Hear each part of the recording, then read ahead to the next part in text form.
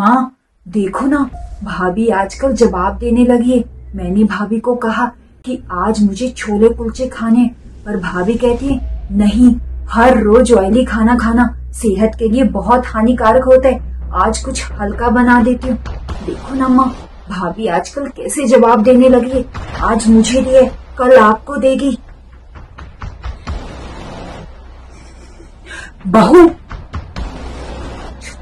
पक्का दीदी ने ना मम्मी के कान भर दिए होंगे।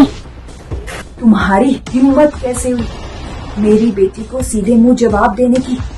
अब तुम हमें सिखाओगी कि हमें क्या खाना चाहिए और क्या नहीं। भूलो मत, तुम इस घर की बहू हो और तुम्हारा फर्ज बनता है हमारी फरमाइशें पूरी करना, ना कि हमें ये बताना कि हमारे लिए क्या सही है और क्या गलत। तो मम्मी जी, मैंने दीदी को ऐसा क्या कह दिया कि आप सुबह सुबह मुझे प्रवचन दे रही हो। मैंने दीदी को कुछ गलत नहीं कहा। हर रोज ऑयली खाना खाना सेहत के लिए बहुत ही हानिकारक होता है। कभी कभी का तो समझ में आता है, पर दीदी को हर रोज मटर पुलाव, छोले कुलचे या कुछ और ही खाना होता है जो कि सेहत के लिए बहुत ही हानिकारक होता है। अब इसमें गलत क्या है मम्मी जी? क्या हो गया? मेरी बेटी सब खाती है, ये मेरी बेटी का मायका है और इसका हक बनता है अपनी इच्छाओं को पूरा करने का। बेचारी ससुराल में अपनी इच्छाएं दबा जाती है। तुम इसकी भाभी हो और तुम्हारा फर्ज बनता है कि अपनी ननद की इच्छाओं का ख्याल रखो। ये हुई ना बात। वाह मम्मी जी वाह, दीदी ना हर महीने 15 दिन यहाँ आकर रहती है। हाँ, ससुराल में टिकती कितने, टिकेंगे भी कैसे? आप हो ना उनका पक्ष लेने के लिए। अरे दीदी ने ना अपने ससुराल वालों की नाक में दम कर रखा है। जीजा जी और उनके सास ससुर कुछ बोलते नहीं है तो दीदी इस चीज का फायदा उठाती है। दीदी कहीं ऐसा ना हो आपकी ये आदतें ना आप पर भारी पड़ जाए, क्योंकि जब कभी भी दीदी के घर में उनके रिश्तेदार या उनकी नंदे आती हैं तो दीदी झट से भागकर यहाँ आ जाती है ताकि नंदों के नखरे ना झेलने पड़े। क्यों दीदी, मैं सही कह रही हूँ ना? मम्मी जी, क्या दीदी की नंदों की इच्छा नहीं होती कि वो अपने भाभी के हाथ का खाना खाए? अगर ये दीदी का मायका है तो वो भी दीदी की नंदों का मायका है। फिर दीदी अपनी नंदों के प्रति जिम्मेदारी क्यों नहीं निभाती?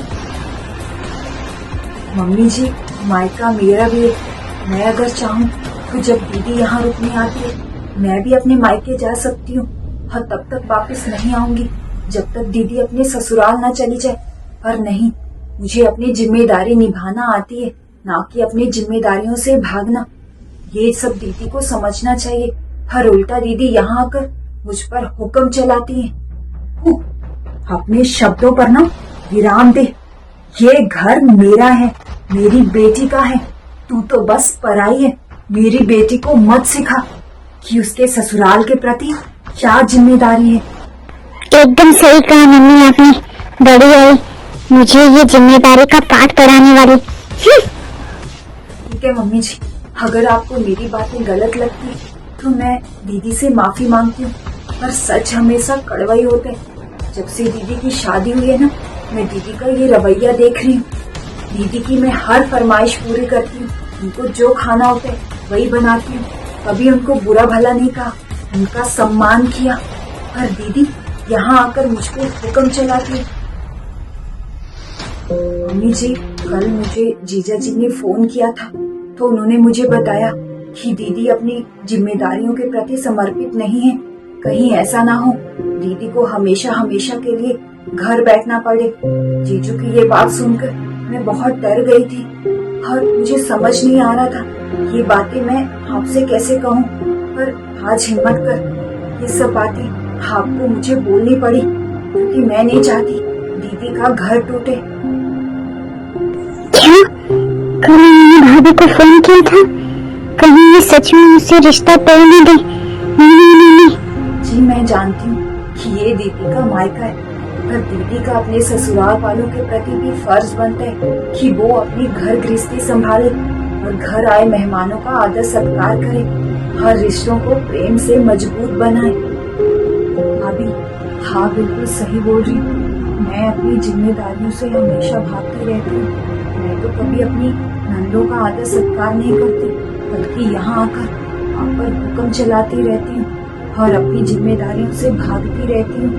अरे मैं कौन सा अपने भाभी और बहू होने का फर्ज निभा रही हूँ। आज आपने मेरी आंखें खोल दी, शायद तभी मैं अपने ससुराल वालों से रिश्ता नहीं बना पा रही हूँ। भाभी मुझे माफ कर दो, आज से मैं अपनी जिम्मेदारियों को दिल से निभाऊंगी। बहू मुझे भी माफ कर दे बेटा, मैंने भी तुम्हें बहुत बुरा भला कहा, हो सके तो माफ कर देना। अरे क्या माँ जी, अगर आप साथ नहीं देती तो ये सब मैं कैसे कर पाती। आपको ना माफी मांगने की जरूरत नहीं है। ये सब क्या है?